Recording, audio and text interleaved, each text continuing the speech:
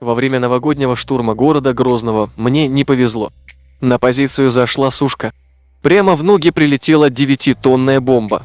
Тогда мне в первый раз оторвало обе ноги. Я лежал на снегу, смотрел в серое небо серыми глазами и думал, ингуши за все отомстят. За ноги, за кроссовки Adidas и за Севастополь. Ингушские отряды, словно древний герб, пронизывали смертоносными лучами Грозный. Враг, попадавший в эту мясорубку, был обречен. Из раций слышалось, где ингуши, все ждали тигров. Как-то у меня была хорошая девушка, психолог, тупая как пробка. Она говорила, че мысли материальны, видимо, так и есть. Короче, лежу, умираю. Мысли о ингушах.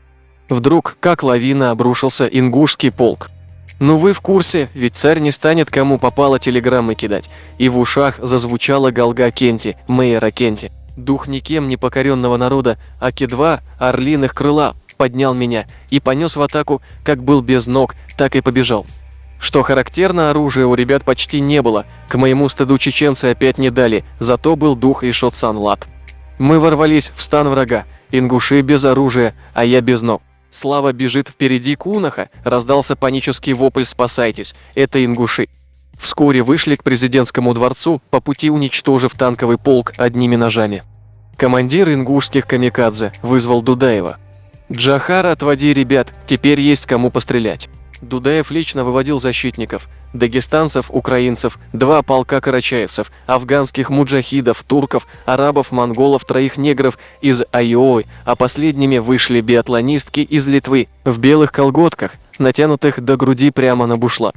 А командир шла в чулках с поясом и подвязками. Ко мне подошел ингуш: «Кянг, ты неплохо показал себя, но сейчас уходи, останутся только люди, чьи отцы не видели тещи». Я попросил: «Можно с вами, ну пожалуйста». Ингуш сдвинул брови, спросил: «Ты носил спортивные штаны?» Я ответил: «Да».